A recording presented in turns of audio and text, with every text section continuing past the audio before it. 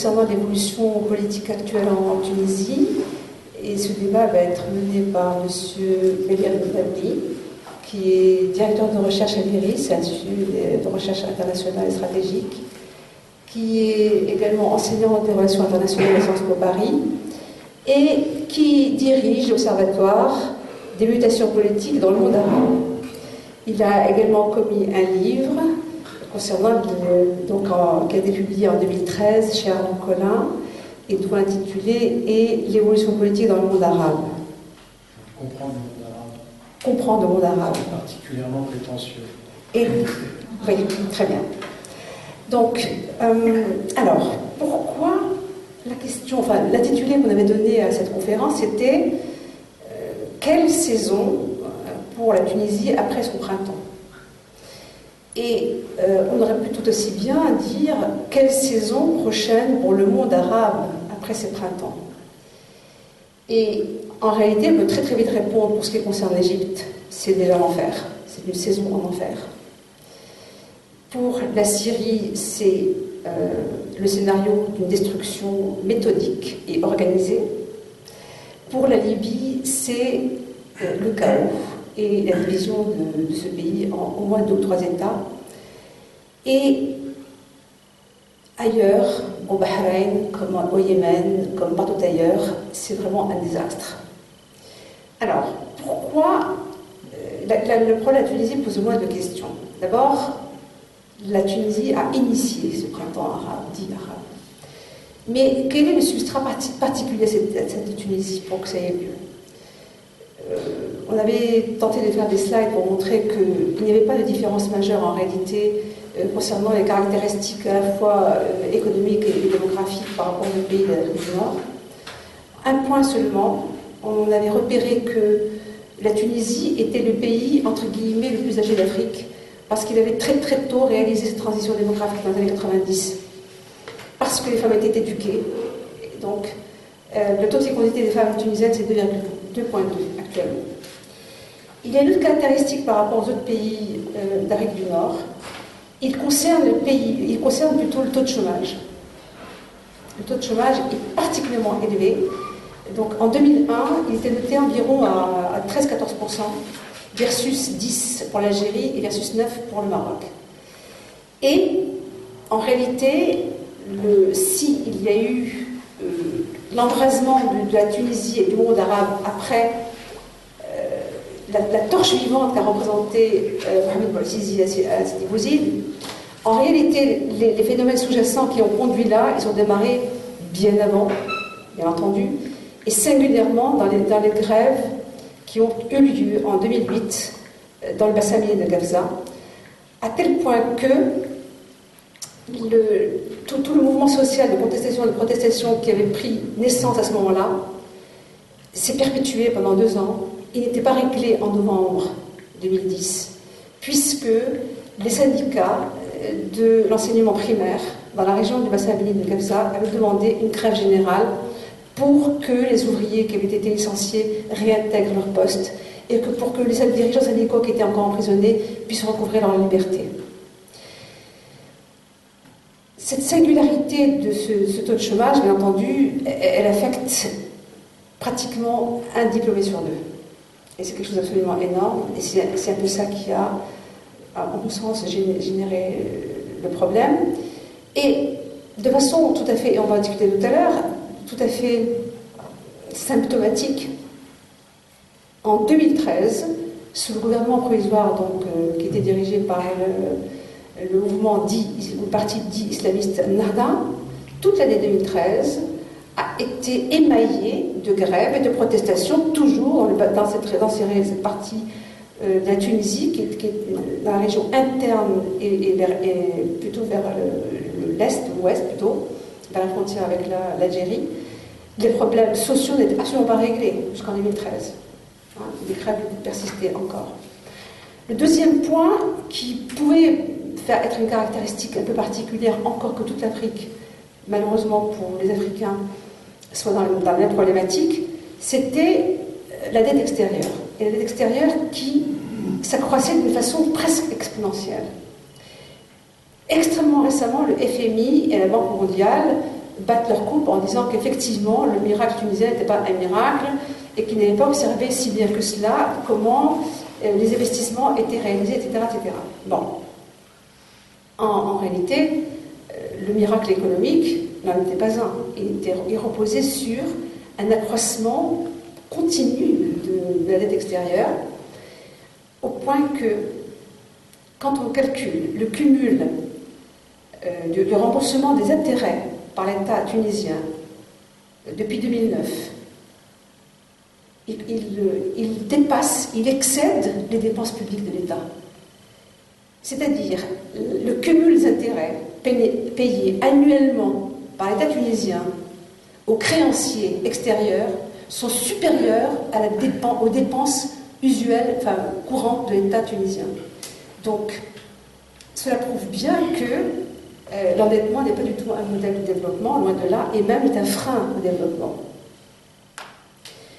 Cependant, la Tunisie, malgré tout, n'a pas sombré dans la guerre civile de façon évidente, encore qu'il y ait eu 2 assassinats de personnes qui étaient contestatrices du système ambiant, et dont les assassinats n'ont toujours pas été réglés, sous le règne de Ennahda toujours. Et il n'y a pas de guerre civile, malgré l'afflux des réfugiés qui viennent de la Libye, malgré la dispersion et l'assimilation des armes qui sont allées au Sahel, y compris en Tunisie.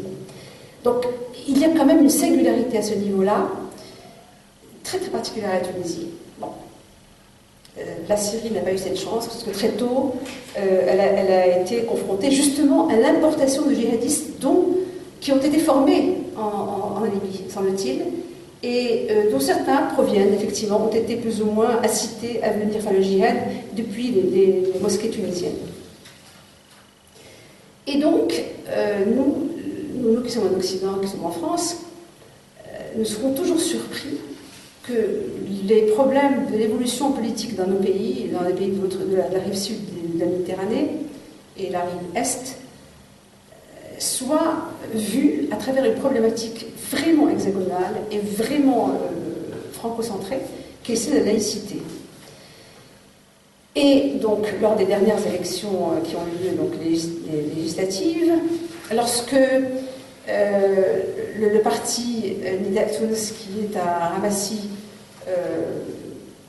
une coalition de mouvements politiques qui n'ont pas grand-chose à voir les unes avec les autres, sauf qu'ils se réclament d'une nostalgie bourguibiste et qu'ils sont tous certainement pour une politique libérale économique. Donc, quand l'État Tunis a eu la majorité de 89 versus, je ne sais plus, 65, je crois, pour Ennahda, eh bien, le monde occidental a crié au triomphe de la laïcité sur les islamistes. Je voudrais simplement rappeler que la constituante qui a été adoptée en janvier 2014 reconnaît dans son titre 1, dans l'un de ses premiers articles, que l'islam est la religion d'État de la Tunisie. Donc, quand on parle de laïcité, là, je ne comprends pas.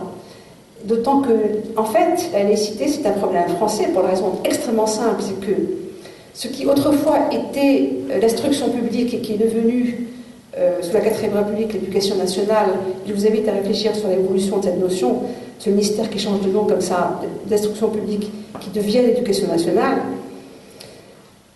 était aux mains du clergé catholique. Et il a fallu, effectivement, parce que traditionnellement, tout simplement, et depuis le Moyen-Âge, l'instruction était délivrée par des prêtres qui seuls avaient accès à la connaissance, et à l'écriture, et à la lecture. Et ça a évolué, ça a continué d'évoluer pendant extrêmement longtemps, jusqu'à 1905, pratiquement. Ce qui n'est pas le cas de nos pays. Ce n'est pas le cas de nos pays. Donc, ce problème... D'ailleurs, on a du mal à traduire la laïcité dans d'autres langues que le français. C'est un concept qui est vraiment français et qui a du mal à être exporté ailleurs. Bien. Par ailleurs, on peut chercher assidûment dans le programme du fameux parti islamiste ou islamique Ennahda, ce qu'il y a d'islamique là-dedans, on ne retrouve rien. Il n'y a rien d'extraordinaire là-dedans. Alors on s'attendrait, justement, si c'était vraiment un parti musulman, à ce qu'il mette en cause la dette, et cette fameuse dette extérieure, qui aurait pu être vue comme étant une dette odieuse et qui aurait pu être reniée, par exemple. Parce que normalement, si vous êtes musulman, vous n'avez pas à payer d'intérêt sur un emprunt, sur un prêt. Il fallait faire un audit de cette dette-là, et personne n'a soulevé la question, en tout cas au niveau des partis dits officiels, qui concourent.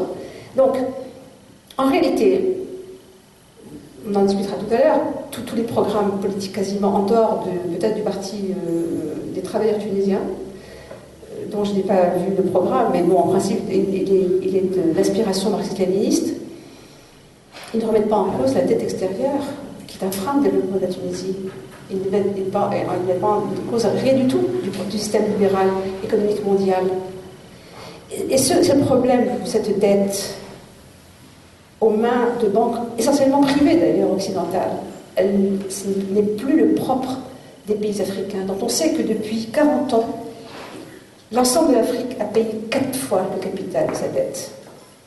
Pour la Tunisie, on connaît le chiffre, en 40 ans, elle a payé 2 fois le capital de la dette. À chaque fois que la Tunisie rembourse sa dette, qu'elle donne $160, c'est $100 pour le capital remboursé, $60 pour le prêt, ce qui est quelque chose d'absolument usuraire, vraiment usuraire.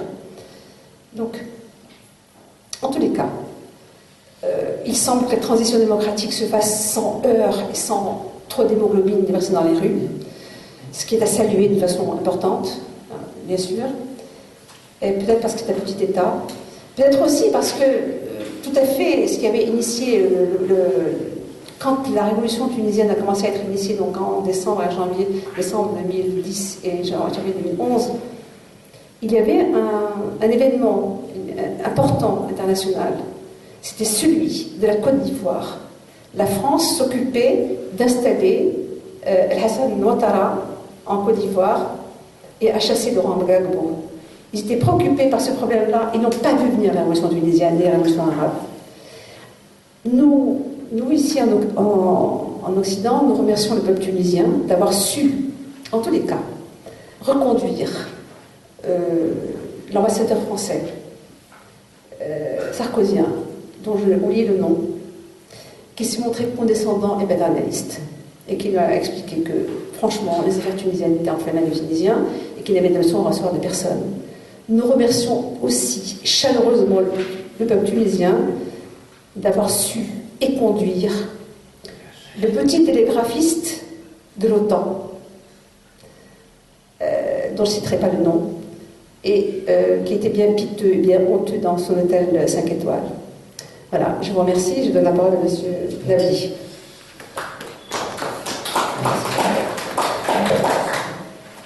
Merci Madame Djadoun pour cette invitation déjà. Je remercie également M. Thomas d'avoir pensé à moi pour une telle intervention sur un sujet important, l'avenir de la Tunisie finalement. Mais avant d'entrer dans le vif du sujet, je voudrais quand même inscrire finalement le destin de la Tunisie dans le contexte plus global de ce à quoi vit le monde arabe depuis 2011, notamment pour essayer de qualifier qu'est-ce qui se passe en fait. On ne se pose même plus la question, on subit les faits, on n'essaye plus de les qualifier, on n'essaye pas de les mettre en perspective. Qu'est-ce qui se passe?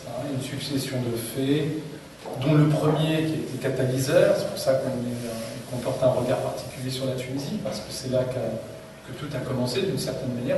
En tous les cas, la séquence révolutionnaire et contre-révolutionnaire pour certains pays a commencé, fin décembre, avec un acte symbolique fort, même s'il s'agit d'un acte suicidaire, c'est l'immolation de Raoul Bouazizi. Donc, quoi qu'il en soit, de quoi s'agit-il? De quoi cette révolution et ce mouvement qui traverse le monde arabe est-il le nom? Alors, l'expression qui a fait florès depuis 2011, dans le monde occidental en tous les cas, c'est celle de printemps arabe. Est-ce l'expression la plus adéquate? est-ce qu'elle est la plus adaptée pour signifier ce qui se passe? Avant de répondre à cette question, la même question s'est posée pour qualifier ce qui s'est passé en particulier en Tunisie. On a parlé de révolution du jasmin, ce qui était particulièrement inadéquat puisque après le coup d'État de Ben Ali en 87, précisément celui-ci avait qualifié son accession au pouvoir de révolution du jasmin. Donc là, il y avait une certaine ignorance du passé du pays et de la symbolique des mots à son égard. D'où l'importance des mots, précisément, et de la qualification des faits. Est-ce qu'on assiste à un printemps, etc. Pour faire un peu, pour rebondir un peu sur votre analyse critique, sur le regard un peu ethnocentré sur ce qui se passe dans le monde arabe, effectivement, l'expression de printemps est inappropriée et elle illustre elle-même cet ethnocentrisme, parce que par printemps arabe, il y a une référence au printemps européen de 1848, ce qui n'a absolument rien à voir, ça s'inscrit dans un contexte particulier, dans une histoire particulière, et plutôt que d'essayer d'offrir une lecture arabe à des faits arabes, on a préféré user d'une symbolique et d'un discours européen pour des faits qui ne sont pas européens. C'est une facilité de langage et une paresse intellectuelle qui traduit bien cet ethnocentrisme. Ensuite, il y a une autre expression, une autre illustration de cette paresse intellectuelle, c'est finalement derrière le printemps, ou l'expression du printemps, ou cette expression saisonnière, une volonté d'englober différentes situations dans une même réalité. Parce qu'on a tendance à résumer le monde arabe au singulier, alors que c'est un monde non seulement complexe, mais une complexité qui s'accompagne du pluriel. Et donc, derrière le printemps arabe, en réalité, il n'y a pas de réalité unique, il y a des réalités diverses. Et d'ailleurs, très rapidement, cette complexité, elle a été masquée par cette apparente succession de chutes de dictateurs qui a donné l'impression d'assister à un effet mécano, un effet domino. On a vu Ben Ali tomber, puis on a vu Moubarak, et puis on a vu Kadhafi, puis on a vu vaciller El-Assad, puis on a vu le Yéménite Salah tomber. On s'est dit, voilà, tout cela appartient à la même réalité, au même mouvement, et finalement, il y a là un sens de l'histoire que personne ne pourra, auquel aucun dictateur arabe ne pourra résister. Et finalement, l'effet de contagieux a fait illusion, et très rapidement, la complexité des réalités nationales et locales a rattrapé cette illusion-là, cette image-là. Donc moi, l'expression ou l'idée qui est discutable, hein, que je propose et à laquelle je pense lorsqu'on porte un regard sur ce qu'on assiste dans le monde arabe, c'est finalement la référence de la Nahda, qui parle plus aux Arabes et qui s'inscrit dans l'histoire arabe. C'est une forme de renaissance, qui n'est certainement pas celle de la fin du XIXe siècle, hein, puisque la Nahda, c'est le mouvement à la fois culturel et identitaire qui a traversé pas le monde arabe dans sa globalité, puisqu'il est né quand même dans une région que vous connaissez bien, en Syrie et au Liban, mais qui a pour point commun avec ce à quoi on assiste, j'y reviendrai, cette prise de conscience de soi, l'idée de dignité. Alors à l'époque c'était par rapport à l'emprise des Ottomans et à la volonté d'opposer non pas une réponse armée à cette emprise-là, mais une réponse d'abord culturelle, en affirmant son identité par l'affirmation d'une langue, la langue arabe. C'est ce qui donnera le panarabisme plus loin dans l'histoire, plus tard dans l'histoire, et l'affirmation donc nationaliste de cette identité particulière. Mais quoi qu'il en soit, à la base, à la racine, vous avez l'affirmation de la dignité humaine, de la dignité des Arabes en l'occurrence. Et pourquoi je voudrais défendre cette analogie-là? Précisément parce que malgré un certain nombre d'échecs, malgré un certain nombre de tragédies, la séquence qui est née en 2011 est l'expression de ce qu'on appellerait la souveraineté populaire. Des peuples ont pris conscience que le pouvoir, c'était eux, et qu'ils voulaient tout simplement reprendre ce pouvoir en main et reprendre leur destin en main. C'est ce qu'on appelle la souveraineté. Autrement dit, rompre avec la captation du pouvoir politique, économique, etc., que certains avaient exercé, une minorité, une très forte minorité, quelques personnes, quelques familles, voire quelques tribus, quelques clans, en fonction des réalités nationales, mais bref, c'est une expression démocratique du pouvoir qui s'est exprimée à travers les soulèvements populaires auxquels on a assisté, qui ne sont rien d'autre que finalement une forme d'expression de la souveraineté populaire. Pour reprendre alors là, pour le coup, pas une expression européenne ou occidentale, mais tout simplement c'est la théorie de la démocratie qui, a priori, est universelle et n'est pas propre à des peuples en particulier. C'est notamment l'une des significations de cette séquence. Les Arabes ne sont pas étrangers à l'idéal démocratique. Alors, malgré cette analogie à laquelle je tiens, et qui aboutit à la conclusion suivant laquelle, et malgré les tragédies humaines auxquelles on assiste malgré tout à une forme de réveil, de prise de conscience, et donc à quelque chose d'immatériel dans la conscience collective des Arabes. La comparaison avec la fin du XIXe siècle, le mouvement de la Nahda, la différence, elle se traduit par deux points importants quand même, pour les historiens en tous les cas.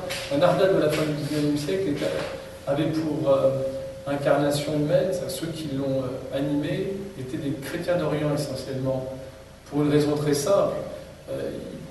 Ils voulaient unir finalement les Arabes derrière cette volonté d'affirmation identitaire, et donc plutôt que de mettre en avant le critère religieux, ils ont mis en avant le critère linguistique qui était pour le coup effectivement susceptible d'unifier l'ensemble des Arabes, alors que la religion était plutôt facteur de division. Et c'était du même coup pour eux une manière de se protéger contre d'éventuelles remises en cause de leur propre appartenance au monde arabe et à l'arabité.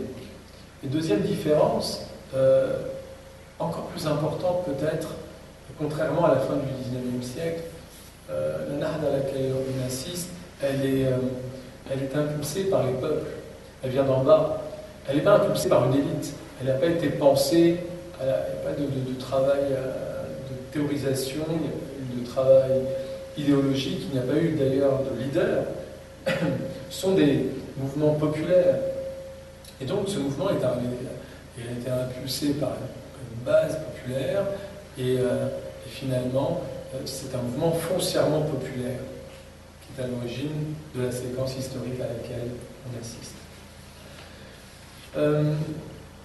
Voilà pour cette tentative de qualification de ce à quoi on assiste. Un réveil arabe au début du XXIe siècle, un réveil paradoxal en ce sens où il est à la fois global, c'est-à-dire que finalement tous les Arabes se sentent concernés, directement ou indirectement, et en même temps il est très différencié. Ils le vivent tous différemment en vérité. Et donc il y a là une tension qui n'est que le prolongement de l'unité et de la diversité du monde arabe. Et ça permet aussi de déconstruire l'a priori occidental suivant lequel le monde arabe serait un bloc homogène, opaque et insensible à certaines valeurs ou certaines réalités. On en arrive au cas tunisien. Pourquoi on s'intéresse à la Tunisie malgré tout? On l'a dit parce que tout a commencé là-bas, d'une certaine manière, pour des raisons qui ont été rappelées aussi. Le phénomène de transition démographique, qui a permis notamment l'émergence d'une classe moyenne extrêmement importante comparativement aux autres sociétés arabes, classe moyenne qui, du fait de l'amélioration de sa condition économique et sociale, a vu également naître en elle de nouvelles exigences d'ordre plus politique, d'ordre libéral, c'est bien beau de consommer, mais à un moment donné, j'ai envie d'exprimer aussi des exigences en termes de liberté, j'ai envie d'exprimer des idées, j'ai envie d'exprimer certaines revendications à l'endroit du pouvoir étatique lui-même. Et donc, si on m'en empêche à cause d'un certain nombre d'interdictions, eh bien, ça fait naître aussi, parmi les plus nantis, entre guillemets, des frustrations politiques, ce qui a fait qu'à un moment donné, alors que le mouvement populaire était né dans les milieux les plus populaires, dans les milieux les plus reculés du territoire national, malgré tout, les classes moyennes ont pris le relais du mouvement populaire né dans les territoires tunisiens. Et il y a eu là un phénomène extrêmement intéressant, en ce sens où la révolution tunisienne était non seulement transgénérationnelle, mais aussi transclasse sociale, d'une certaine manière. Ce n'était pas une révolution type soviétique, où ce n'est pas une question de lutte des classes, même s'il y a eu une genèse et une motivation sociale, naturellement, mais il n'y a pas eu pour autant de règlement de compte d'une classe sociale contre une autre.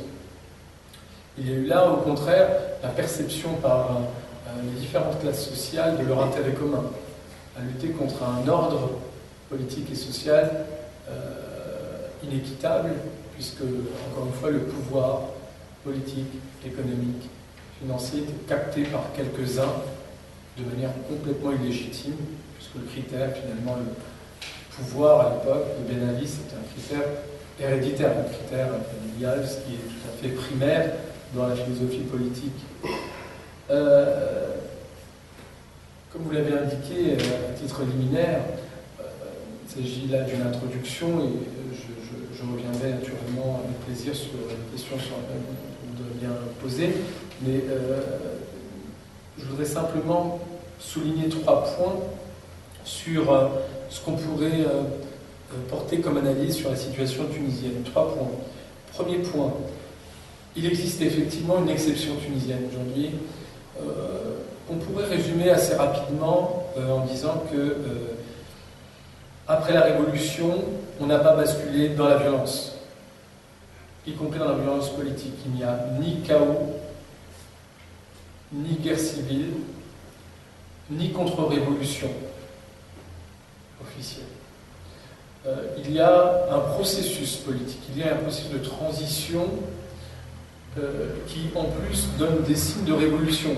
C'est-à-dire qu'on est passé d'un ordre politique et social à un nouvel ordre politique qui est susceptible d'appeler un nouvel ordre social.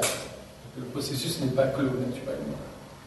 Le nouvel ordre politique, il est formalisé par une nouvelle constitution qui a été adoptée en janvier dernier, comme vous le savez, et qui définit de nouvelles institutions et qui tente de garantir de nouveaux droits, de nouvelles libertés. Mais ce qui est intéressant là, c'est qu'on assiste à un processus politique. Que même lorsque les acteurs ne sont pas d'accord entre eux, ils ne recourent pas à la violence, sauf exception. Mais l'exception, elle est incarnée par des gens qui ne jouent pas le jeu, c'est-à-dire qui ne sont pas intéressés par la transition, qui ne sont pas intéressés par le nouvel ordre politique. Les djihadistes, les terroristes en question, ne pensent pas leur action dans le champ politique. Ça ne les intéresse pas. Le politique est impur pour eux. Quelque chose qui relève du monde humain, qui ne relève pas précisément de leur idéal de pureté originelle, tel qu'ils la fantasment en tous les cas. Et donc, par contre, tous ceux qui sont impliqués dans la vie politique post-révolutionnaire jouent le jeu de la transition, y compris les islamistes des Narda. Et là, c'est l'un des signaux les plus forts de la vie politique tunisienne, c'est que finalement, il y a l'illustration du fait que islamisme politique et démocratie représentative sont conciliables. Et là, pour le coup, c'est en cela qu'il y a des réactions aussi à la fois d'incompréhension et de décalage en Occident. C'est que c'est un postulat qui était relativement écarté d'emblée par un certain nombre de commentateurs. Or, là, on a une illustration de la possible équation entre l'islamisme politique et démocratie représentative, illustration qu'on avait déjà vérifiée dans le cas turc, avec toutes les limites que cela recèle naturellement, mais quoi qu'il en soit, on a par exemple un dernier indice récent, c'est que Nahda a accepté sa défaite et accepte accepter sa défaite en la fêtant en plus, ce qui est assez incongru. On se demande s'ils ont compris le jeu de la compétition électorale, mais en réalité, ils l'ont fêté pour une raison très simple, c'est que ils ont goûté au pouvoir, ils ont compris acte de leur limite dans l'exercice du pouvoir, et ils ont compris aussi que ce n'était pas dans leur intérêt d'exercer le pouvoir aujourd'hui en Tunisie. Et donc ils donnent rendez-vous à moyen terme et pour revenir en étant plus disposés et avec plus de moyens d'exercer le pouvoir à la tête d'un État qui confrontait des défis importants, et j'y reviendrai. Quoi qu'il en soit, dont acte, la Tunisie connaît un processus de transition qui écarte la violence comme moyen de résolution des différends. Les différends étaient résolus au sein de l'Assemblée nationale constituante, dans un climat de tension, dans un climat houleux parfois, mais dans un climat où on acceptait finalement le contradictoire, sans dégainer une quelconque arme au sens littéral du terme, mais pas au sens symbolique. C'est important. Je vous renvoie Je ne reviendrai pas sur la situation en Libye, où il y a eu une assemblée constituante, en Égypte, même chose, et ailleurs, où malgré l'institution d'une chambre qui était destinée à marquer finalement une évolution vers une transition démocratique, cette institution finalement ne restera dans l'histoire comme une simple fiction. Deuxième point marquant sur la situation en Tunisie, on a d'un côté, on a une situation paradoxale, et par définition elle l'est. D'un côté, on a des avancées démocratiques extrêmement importantes, et de l'autre, on a un certain nombre de déceptions démocratiques. Les avancées, elles sont loin d'être négligeables. Non seulement on a un nouveau système institutionnel, de nouveaux partis, mais dans le fond, pour résumer ça en quelques mots, le pluralisme politique, la liberté d'expression sont des acquis. Les Tunisiens pourront vous dire beaucoup de choses, vont être extrêmement critiques sur la transition, sur ceux qui l'amènent, etc. Mais à aucun moment ils ne pensent à quelconque retour en arrière. La liberté d'expression est devenue quelque chose d'acquis, comme s'ils avaient vécu tout le temps dans un tel contexte. Or, c'est quelque chose de complètement nouveau, et y avoir goûté, c'est impossible pour eux de revenir dessus, et personne ne peut le concevoir, même ceux naturellement qui se réfèrent à un pseudo-âge d'or du vénalisme, où soi-disant les citoyens avaient bénéficié d'une condition meilleure. Ils n'associent pas pour autant ce retour à une remise en question de la liberté politique acquise. Et donc on a une société extrêmement vivante, avec une société civile extrêmement réactive. S'il y a un problème, tout de suite vous avez des manifestations, vous avez des prises de parole médiatiques, etc. Bref, vous avez des contre-pouvoirs qui ont joué pleinement leur rôle. C'est en cela aussi qu'on peut dire que c'est une vraie démocratie naissante. C'est-à-dire que toute la vie politique tunisienne ne se résume pas au débat institutionnel entre les hommes plus ou moins légitimes. Non, c'est-à-dire que vous allez dans la rue, tout le monde discute, les gens prennent leurs responsabilités, avec quelques excès. Alors les excès, c'est notamment les grèves à répétition, parce qu'on associe démocratie et finalement revendication systématique de droits qu'on pense légitimes. Et donc voilà, on a vraiment un contexte qui ressemble à une forme d'idéal révolutionnaire. C'est aussi ça la révolution, c'est une forme de désordre, sans basculer dans le chaos dans le cas tunisien. Deuxième signe de ces acquis démocratiques, la Tunisie a connu maintenant 3 élections, en tout cas une élection destinée à élire l'Assemblée nationale constituante, une élection législative à un tour, qui a élu l'Assemblée des représentants du peuple. On a assisté il y a quelques jours au premier tour de l'élection présidentielle, qui appelle un second tour. Finalement, tout cela s'est déroulé, tous ces scrutins se sont déroulés conformément aux standards internationaux de suffrage libre, pluraliste, de suffrage transparent. Et donc là, pour le coup, c'est encore de nouveaux obstacles franchis par la Tunisie. qui sont vraiment à noter parce que finalement, là aussi, ce sont des indices de l'exception tunisienne. Alors, face à ces avancées, vous avez malgré tout un sentiment de plus en plus profond et diffus dans la société tunisienne qui est un sentiment de désenchantement démocratique.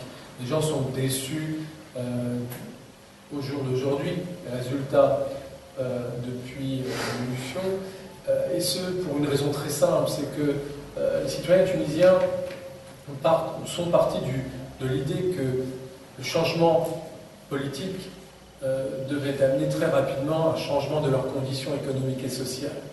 Et le fait que cette équation ne se vérifie pas, et elle se vérifie rarement, surtout dans un contexte révolutionnaire, c'est un contexte où, après la révolution, vous avez tout un appareil économique à remettre sur pied, et en plus on découvre la réalité derrière la vitrine du miracle économique qui nous a été diffusé pendant des années, voire des décennies. Et donc là, il y a un désenchantement vis-à-vis de la démocratie, mais finalement, ce n'est pas la démocratie qui est véritablement ni responsable, ni la cause de cette situation-là. C'est finalement une forme de responsabilité. Ils deviennent responsables de la situation. Ils sont en première ligne.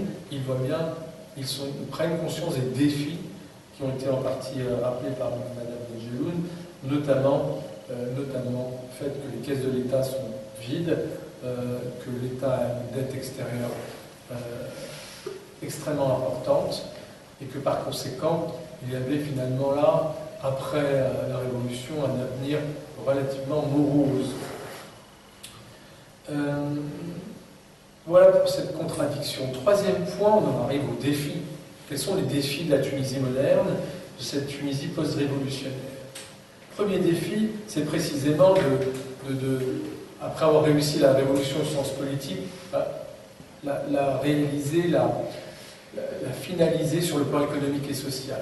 C'est-à-dire finalement répondre à l'appel populaire en faveur d'une meilleure répartition des richesses, d'une lutte efficace contre les inégalités à la fois sociales et territoriales, d'offrir des perspectives à une jeunesse diplômée mais désenchantée. Bref, réaliser finalement ce à quoi les révolutionnaires ont appelé. Et ce qui est aussi un appel à la responsabilité des acteurs politiques actuels. Pourquoi? Toute la période de la transition a été animée et focalisée autour de la question identitaire. Le rapport de la société à l'islam, le rapport du politique à la religion. Or, ça n'était pas du tout l'objet de la révolution ni des révolutionnaires. Personne n'a scandé de slogan religieux entre fin 2010 et début 2011. Et finalement, les islamistes eux-mêmes, et Nahda en particulier, n'a à aucun moment été ni instigateur ni acteur de cette révolution. Ils ont juste su faire preuve d'opportunisme électoral. Ils ont accepté de jouer la carte de la compétition politique et la compétition électorale. Et ils ont réussi à fructifier finalement le fruit d'années de travail social sur le terrain, d'années d'opposition face à Bourguiba puis à Ben Ali. Et finalement, ils ont réussi à incarner l'opposition à l'ancien régime. Et ils ont récolté finalement le fruit de cette légitimité historique, alors qu'ils n'avaient pas de légitimité révolutionnaire. Malgré tout, se pose aujourd'hui à tous ces acteurs politiques la question de quel modèle de développement ils veulent. Quel est leur programme? Comment on sort le pays de la situation dans laquelle il est? Et là, pour le coup, c'est beaucoup moins facile que de répondre à la question de savoir finalement quelle est l'interprétation qu'on a de la religion, etc. On sort des débats sans fin, on demande des solutions, des programmes concrets, et là, pour le coup, on a beaucoup moins de propositions, de force, d'initiatives, et pire que ça, on a moins de débats contradictoires. Les gens se répètent, les programmes ne sont pas très différenciés les uns des autres, et finalement, il faut aller jusqu'à l'extrême gauche pour trouver un modèle alternatif au principe du libre-échangisme international, au principe même de la liberté d'entreprendre, ce qui est concevable naturellement, mais je veux dire, il y a un consensus autour finalement du modèle de développement économique et social. Il faut aller piocher dans le programme du Front populaire dirigé par Hamami pour trouver quelques résidus de pensée marxiste, se voulant alternatifs notamment au programme des autres partis. C'est une manière de vous dire que les islamistes sur ce plan-là sont pas du tout n'offrent aucune alternative et s'inscrivent et acceptent finalement les canons du capitalisme et du libre-échangisme au sens international. Deuxième défi, je passerai rapidement, c'est finalement comment agir, comment relancer la machine économique, comment redistribuer des richesses qui n'existent pas. Je veux dire par là que les caisses de l'État sont vides, déficit public plus dette extérieure égale faible marge pour le futur pouvoir, quelle que soit son incarnation. Et là, c'est un vrai problème, parce que déjà qu'il y a une situation de désenchantement, si en plus le pouvoir politique commence à montrer toute son impuissance, ça risque de nourrir un spectre qui est celui de la contre-révolution. Et ça nourrit déjà notre spectre aujourd'hui, c'est le populisme. Hein, on a affaire à des gens qui disent tout et n'importe quoi. On a eu un candidat à la présidentielle qui était un Berlusconi tunisien, avec moins de talent, il faut bien le reconnaître. Mais bon, voilà, c'est la loi du genre qui veut. Troisième défi, bon, même si la question qui se pose c'est celui du modèle de développement, comment on s'en sort, la question identitaire n'est pas dépassée. Pour une raison très simple, c'est que finalement, le débat encore aujourd'hui, et la confrontation d'ailleurs au second tour entre Monsof Marzouki et Béji Caïd Essebsi, la focalisation du débat tourne dans la relation que chacun entretient avec les islamistes. Est-ce que les islamistes font partie de l'identité tunisienne et du futur corps social et politique, ou est-ce qu'ils doivent en être exclus et considérés comme des ennemis?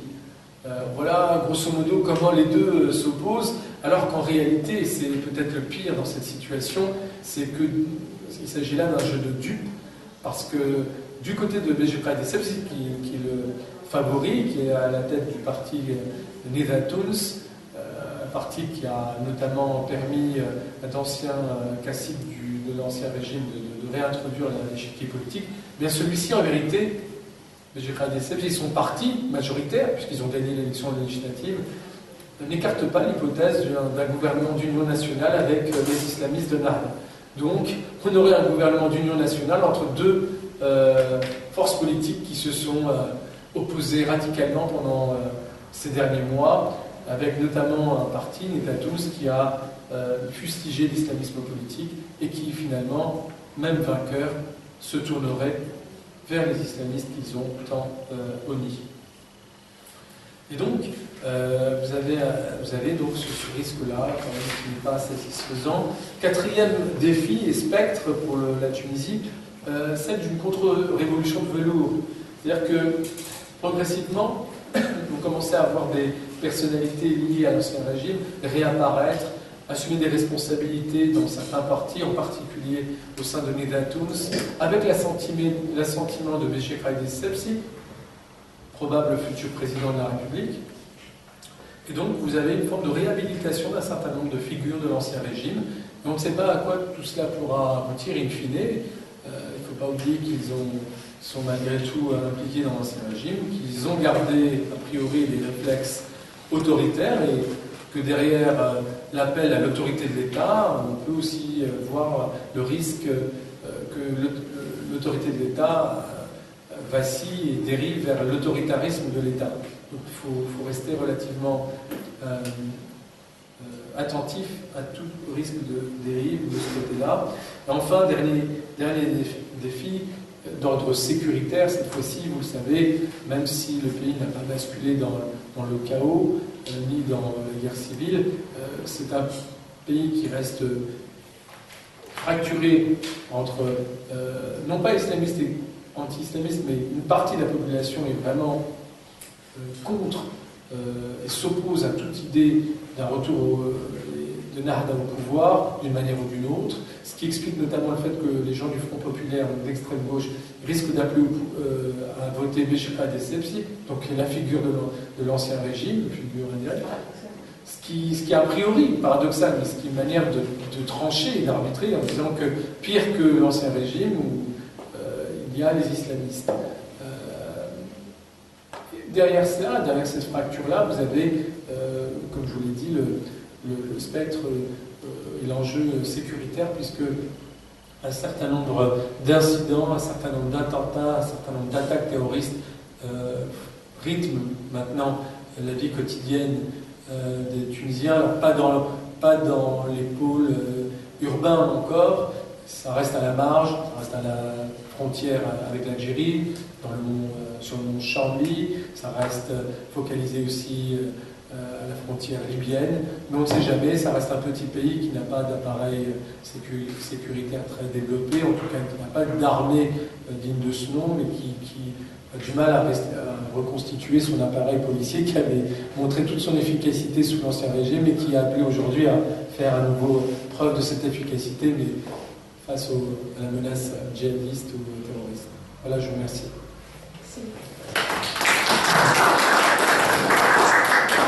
Merci beaucoup, c'est un panorama extrêmement précis, brillant, magnifiquement. On a appris beaucoup de